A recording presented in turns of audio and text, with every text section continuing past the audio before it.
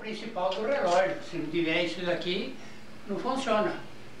De 8 em 8 dias, precisa vir lá com uma carretilha e recolher esse peso aqui, até lá sentado lá com o Frei Afonso e falar médico, sei lá dá corda. E a gente recolhe essa aqui para cima, aí é onde dá a corda.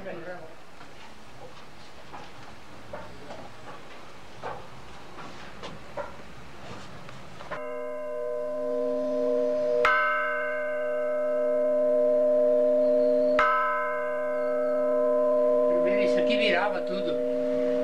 Isso aqui virava. Virava, ó.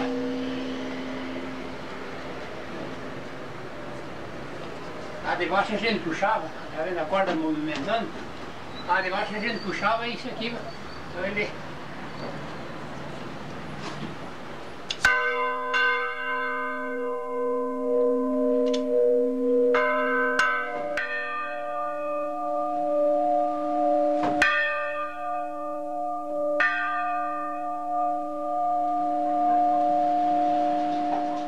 Nós estamos no sino da Igreja Nacional de Lourdes. Parece que esse aqui é o maior. Eu tô com a cabeça aqui esse é o maior. De bronze. Esse é o maior. Eu vou dar uma batida aqui, ó. Pode bater. Enorme barulho, ó. Olha o som.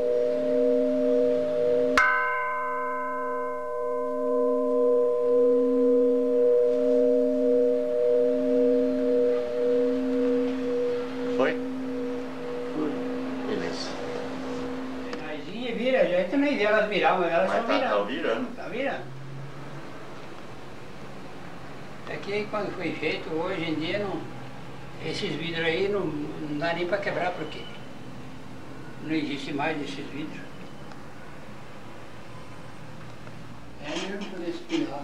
É porque eu fui atrás de pintor e todos recusaram de subir até lá. Queriam subir, chegava naquela portinha ali, olhava para cima e falava, seu Américo, me desculpe, mas eu não subo não. Aí eu resolvi eu mesmo.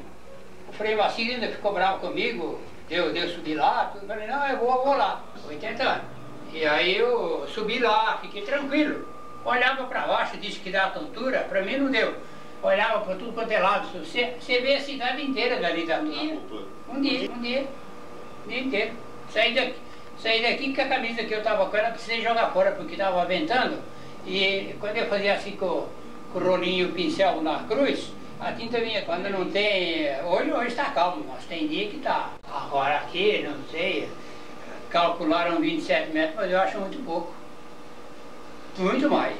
Eu acredito muito mais de 27 metros. 40 metros, viu? Porque parava para dentro. Assim mesmo varou um pouco. Depois eu precisei mandar fazer trouxe o serralheiro aqui também, não quis subir. Aí veio um rapaz que faz calha, aí ele foi lá e ele fez assim, né? Para terminar a torre lá em cima, o bico. Aí agora até vou precisar subir essa semana para pintar essa chapa que ele pôs. Chapa de calha.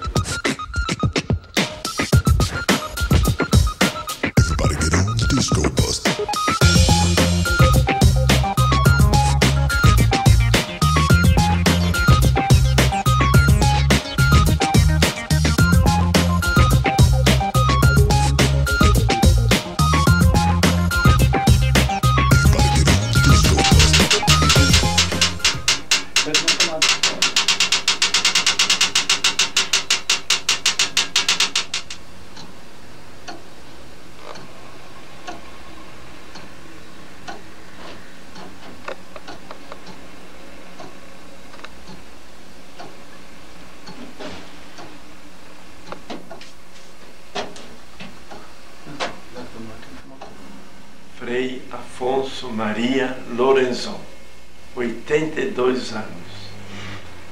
Posso fazer uma observação? Meu nome de frade é Frei Afonso Maria Lorenzon, mas meu nome de batismo é Heriberto José Lorenzon. Heriberto. Quando eu entrei para a ordem, era costume naquele tempo trocar o nome. Então, deixei de ser Heriberto José para ser Frei Afonso Maria Lorenzon. Como eu era muito conhecido por aí com esse nome, fiquei. Mas veio a liberdade de voltar ao nome do batismo ou conservar o nome de frade. E eu conservei. Eu fiz 3 anos de primário na Ross, naquele tempo. Depois, em 1932, eu tinha quase 10 anos, fui para o seminário em Piracicaba. Um frade de São Paulo ia sempre lá no sítio rezar missa e atender o povo espiritualmente. E ele me ensinou a ajudar a missa e me convidou. Ficou insistindo, até que eu decidi ir para o seminário em Piracicaba, em 1932. Lá eu fiz 3 anos de primário, porque eu não tinha completado ainda. Naquele tempo aceitava meninos com essa idade. 3 anos de primário, porque além dos 4 anos de primária havia o tal curso de preparação para o ginásio. Então eu fiz lá esse curso de preparação, 1 ano. Aí eu fiz todo o ginásio, que naquele tempo eram 5 anos. Como não existia nem colegial, nem o tal científico e o clássico, então nós fizemos 1 ano de filosofia lá em Piracicaba, no seminário mesmo, e junto com o tiro de guerra. Fomos obrigados a fazer, porque naquele tempo quem atingisse a idade de serviço militar ou fazia o tiro de guerra ou então ia para o quartel. E para não ir no quartel e perder a vocação, então nós optamos para fazer o tiro de guerra em Piracicaba mesmo. Então, agora, uma lei do Getúlio Vargas, não sei de que ano, ele fez o seguinte: todos os candidatos a ordens e congregações religiosas, seminaristas, quando chegasse a época do serviço militar, ia prorrogando a época do serviço militar até acabar os estudos. Quando acabasse os estudos e fosse formado, então seria incorporado na reserva de capelães militares. Minha família, meus avós são da Itália, da província de Treviso. Meus avós paternos e maternos eu conheci, menos o avô materno que morreu cedo, nem sei se tinha nascido quando ele morreu picado de cobra lá no sítio. Minha mãe e meu pai são brasileiros. Meu pai morreu em 1º de maio de 1929. Eu tinha 6 anos. Mal e mal me lembro de alguma coisa dele. Aí ficou minha mãe com todos os filhos. A última, que é a caçula, nasceu 4 meses depois que o papai morreu. Quando em 1939 um parente meu ficou doente, um tio avô, o reitor do seminário, vai lá, fica uma semana lá com ele, se morrer você volta depois de que morrer, no enterro. E foi a primeira vez, 7 anos depois que entrei no seminário. Naquele tempo não havia férias em casa, depois introduziram. Então fiquei uma semana com a mamãe. E a mamãe dizia assim, volte para o seminário logo para você não perder a vocação aqui. Então fiquei até o enterro, apenas uns 3 dias, depois fui para o seminário, voltei. Né? Mas ninguém pôs obstáculo até hoje. Sim, senhor. Eu me formei, acabei a teologia em novembro de 1947. Aí nós éramos incorporados na família religiosa do convento onde a gente morava. No meu caso e da minha classe foi em São Paulo. Tá bem. Acabados os estudos, então o provincial daquele tempo destinou para cada um uma paróquia. E eu fui mandado para Santos como auxiliar da paróquia. Fiquei lá 3 anos. Depois o provincial me levou para Taubaté, mas com o encargo de pregar missões populares onde fosse chamado, junto com uma equipe de frades. Éramos 5 frades. Tá bem. Mas era muito longe para centralizar as reuniões aqui em São Paulo, Piracicaba. Então o provincial me mandou para Piracicaba. Fiquei lá 6 meses. Como aqui precisava de um frade volante que fosse ajudar retiros, missões e substituições de padre, ele me mandou para cá. Aí fiquei 4 anos aqui, de 1952 a 56. Em 56 eu fui feito pároco de Junquerópolis. O bispo de Marília pediu frades para assumir aquela paróquia. E o provincial escolheu 3 e eu fui nomeado para lá, como pároco e superior. Mas fiquei 2 anos. Aí o provincial novo, que foi Frei Germano, me levou para São Paulo com o cargo de visitador, inspetor de todas as cidades onde houvesse a tal fraternidade de franciscanos seculares.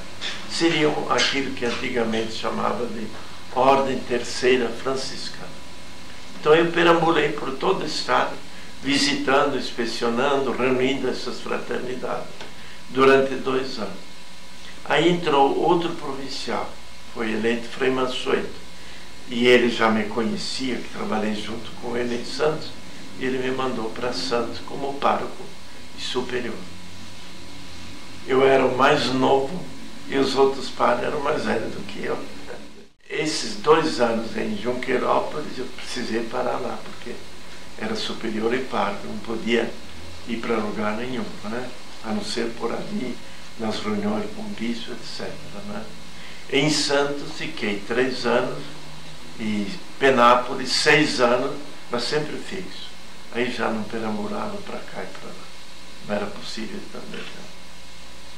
O cordão simboliza os 3 votos religiosos, de pobreza, obediência e castidade.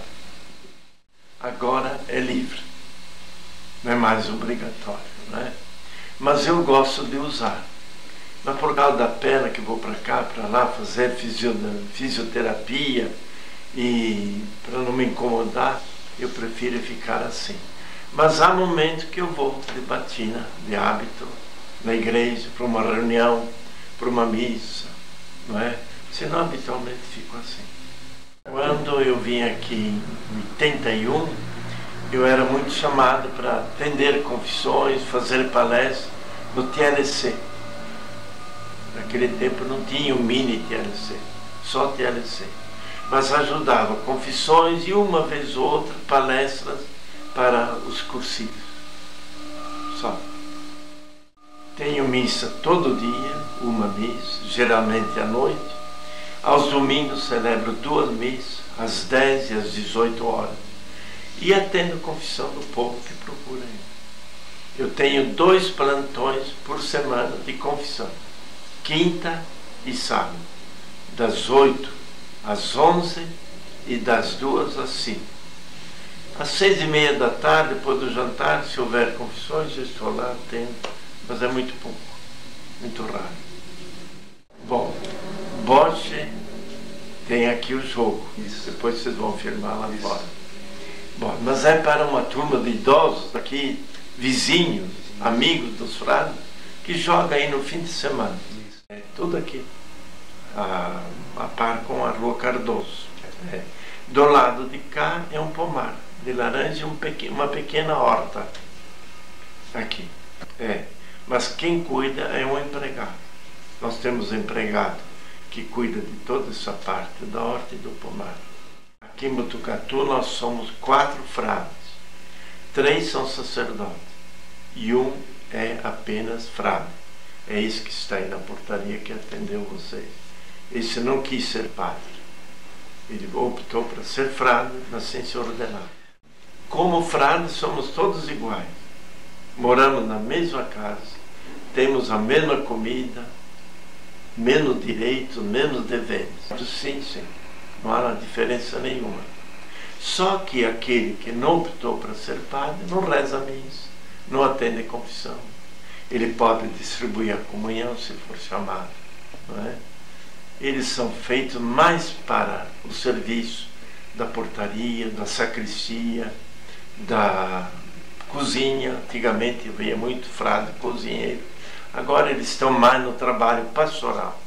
Não tem mais esse tipo de frade cozinheiro, ou porteiro, ou sacristão.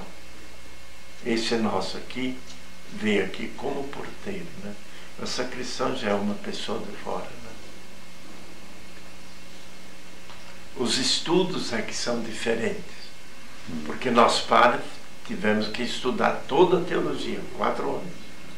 Esses que não optaram para ser padres, então eles estudam aqueles 3 anos que correspondem à filosofia do seminário diocesano. E ao mesmo tempo estudam a vocação franciscana capucina. São matérias diferentes.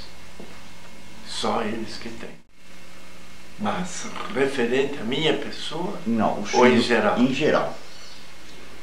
Olha, eu nunca vi frade fazer milagre. Entendeu bem? Embora fossem todos frades santos, aqueles que foram meus professores, meus diretores, com os quais eu convivi depois de formado, eram todos de uma santidade muito grande, muito profunda. Mas milagre, no estrito senso, não, nunca vi. Mas vi o povo religioso em toda parte, com muito amor, muito carinho pelos frades, muita fé, isso sim, né? As devoções populares, numa região de um jeito, noutra região de outro jeito, né?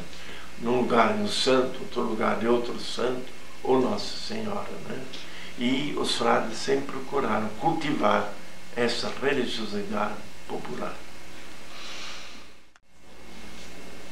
Olha, se a gente olhar um pouquinho para a seita mais recente, como essa de Edir Macedo, na minha opinião, a gente vê só comércio, só questão de... a teologia da prosperidade, como é chamada entre os padres, não é? Também. Agora, outras seitas, a gente vê muita sinceridade, muita coerência com aquilo que eles ensinam e praticam, aquilo que eles pregam e mandam viver também, não é? Não quer dizer que seja tudo errado, tudo condenado. Há gente de boa fé, como pode haver gente de má fé, não é? Boa fé quer dizer, está lá porque ignora que não há outra religião, não há outra igreja. E de má fé, aqueles que saíram da Igreja Católica sabem que estão com a Igreja verdadeira de Cristo e optaram para sair. Tiveram liberdade para isso. Né? Li hoje no jornal. Olha, trata-se da clonagem, não é? Correto. Trata-se da pesquisa com embriões, não sei como é que chama lá, né?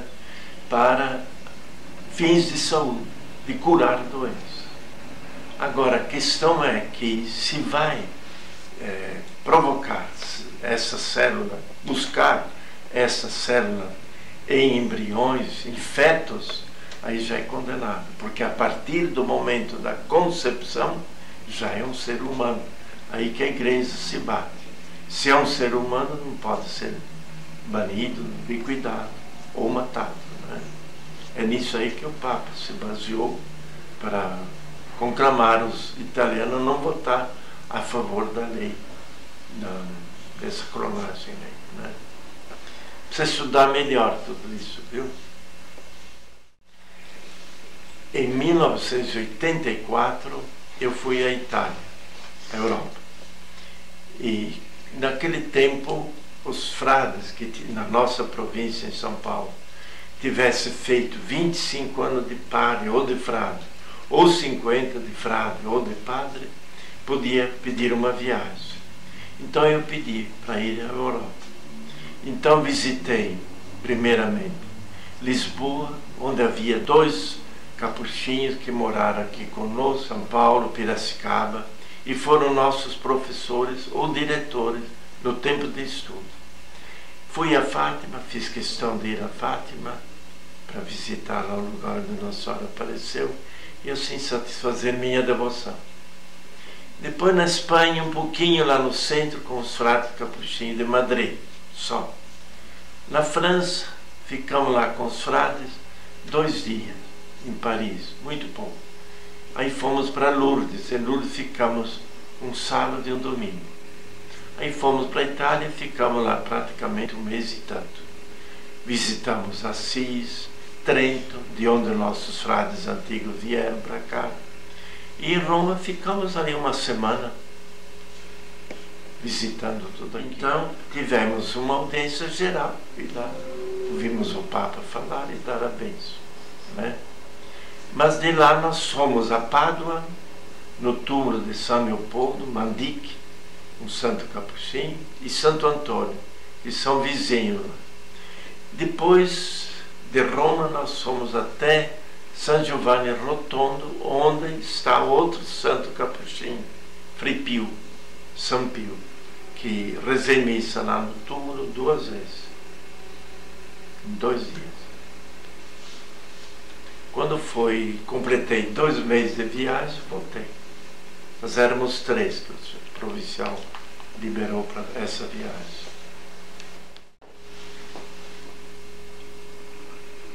Eu queria mostrar para vocês, né? Pois não. Que eu tenho meu diário. Não é a minha vida dia a dia, mas um diário onde eu marco missas, intenções, horário, igreja, batizado que eu tivesse feito, casamento, unções de enfermos, confissões que eu fiz ou bênçãos que eu dei, não é? Com este aqui é o 5º livro diário que eu tenho, né? Queria mostrar para vocês quando eu fiz bodas de ouro de sacerdote em 1997, o provincial disse para eu mandar uma lembrança para meus parentes e frades. Então fiz essa pequena lembrança com uma porção de dados, de orações pelas vocações. E no fim coloquei todo o meu trabalho apostólico, desde que fiquei padre, 22 de junho de 47 até 97. E coloquei aqui, olha, tudo que eu fiz. Como havia muito casamento e batizado por onde eu ia, há muitos casamentos batizados aqui. Noutra, não tenho tanto, porque sempre fiquei aqui, e aqui na igreja não se faz nem batizado, nem casamento. Mas, até 31 de maio, eu celebrei 26.981 missas. 26.981 missas. Agora falta eu começar o diário de junho. A portaria está toda tomada. Por exemplo, aqui no mês de maio eu coloquei só o que eu fiz. Benzi um carro, benzi 3 casas, celebrei 36 missas no mês, preguei 17 vezes, fiz 155 confissões no mês, benzi 2 carros, visitei 6 doentes e benzi 9 casas. Até abril deste ano, fiz, em abril, que coincidiu com a Semana Santa, só naquele mês eu fiz 686 confissões. Está aqui. 637 confissões. Num mês. Era a Semana Santa e a Páscoa. Por isso que aumentou o número. Aquele redondinho ali em cima. Eu conto as confissões por aqui. Desse mês. De 51, quantos anos são? Mais 50, por onde eu vou eu levo. Eu marco todo dia. Quando sei que tem muito povo, aí eu levo para lá. Senão eu conto 116. Pegou? Na minha opinião, esses jovens são vítimas da televisão, da imprensa, dessas revistas, dessa internet, são vítimas. Além das más companhias, não é? Infelizmente é assim. Mas ao lado dessa turma toda que se entrega a essa sexualidade desbragada e drogada, há uma turma boa de rapazes e moços que são conscientes, que levam a vida a sério, não é? Leva um namoro muito sério, muito puro. Graças a Deus a gente encontra desses exemplos. Olha, eu estou aí à disposição. Quem quiser que venha. Bom, que é sigilo de confissão eu não posso, okay. Né? Sem ser sigilo de confissão. Geralmente são problemas de relacionamento em casa. Pais e filhos? Outro problema é a questão de fé. Não enxergam bem direitinho a orientação da igreja. Não aceita certos pontos do Evangelho ou do Papa. Então a gente tem que orientar, não é? Olha, nós temos hoje um capuchinho italiano, San Pio de Pietrelcina, que está aí fascinando o mundo todo. Este homem viveu 81 anos.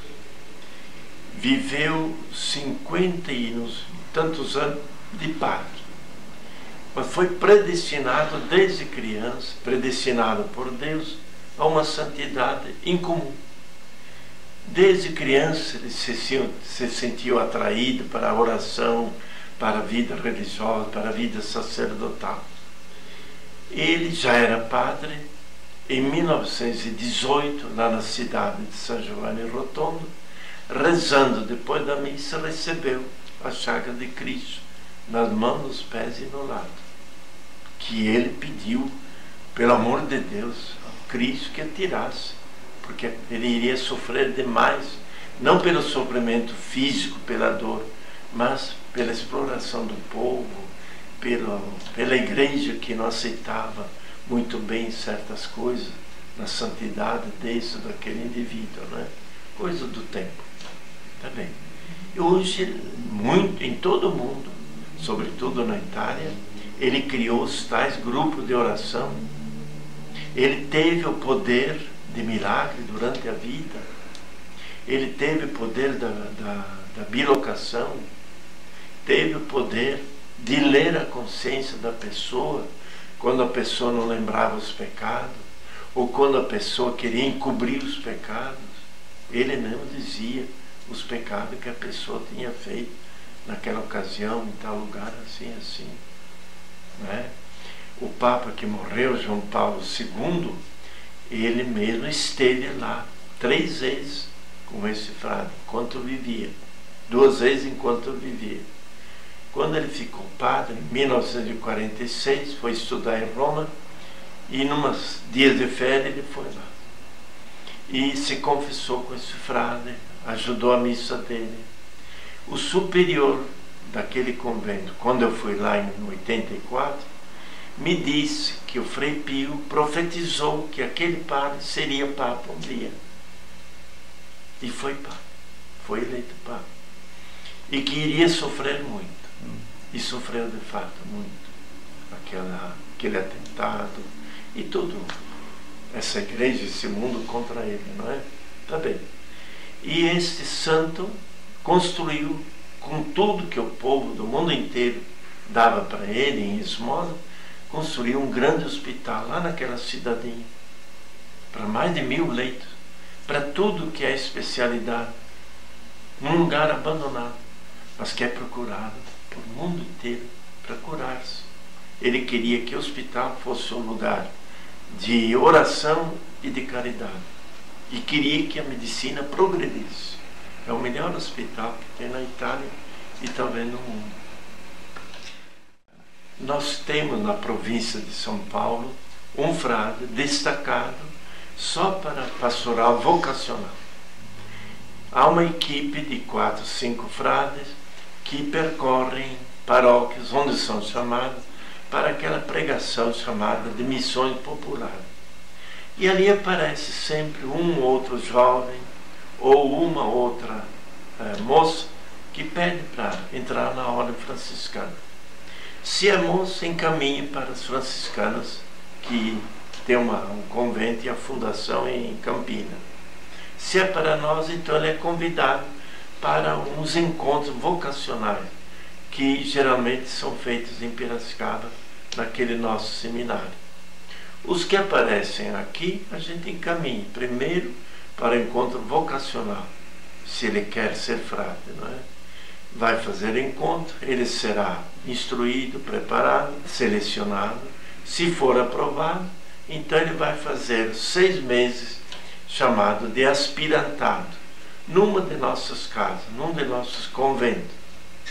Depois disso, aí ele entrará como postulante, não recebe ainda batina. Estuda 3 anos de filosofia e a vida religiosa franciscana.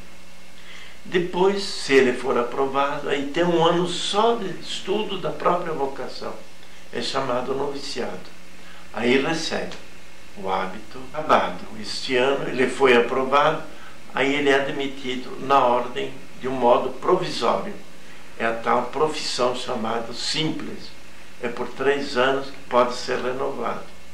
Aí ele já é frade. Se ele optar para continuar o estudo e quer ser sacerdote, então ele vai ser encaminhado para um seminário onde se estuda teologia. Nós temos um grupo deles em Taubaté. Mora no nosso convento e estuda com outros padres na cidade. Um grupo também em São Paulo, lá naquele bairro do Sapopemba. E outro grupo em Santo André, que estuda no Seminário Central de São Paulo. Para meus irmãos, parentes que vão ouvir e ver esta gravação, eu desejo toda a saúde, toda a paz e uma fé viva como tiveram até hoje, perseverando nesta fé até o fim. Para todos aqueles que virem essa gravação e ouvirem essas palavras, se forem jovens, que seja incentivo para uma vivência radical da fé, dos compromissos do batismo, dos compromissos de crisma. E, se Deus quiser, que desperte neles a semente da vocação religiosa, sacerdotal, para jovens. E para os adultos, o obrigado, Deus lhe pague por tudo que guardaram e guardam e demonstram do carinho, do afeto que tem pela minha pessoa.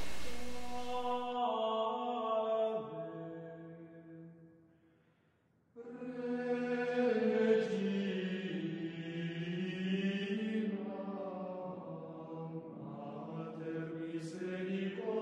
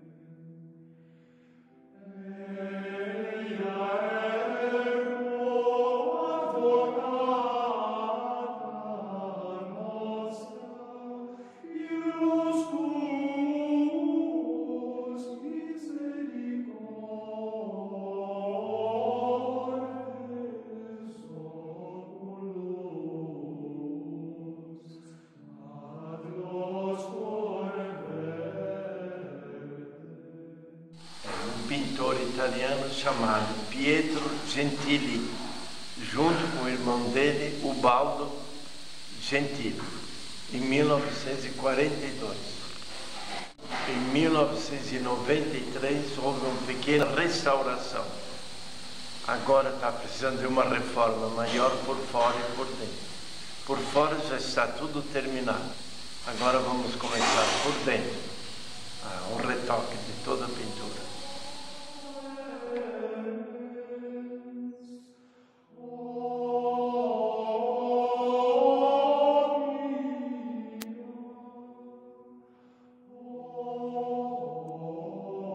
Por onde vocês vão sair? Por aqui.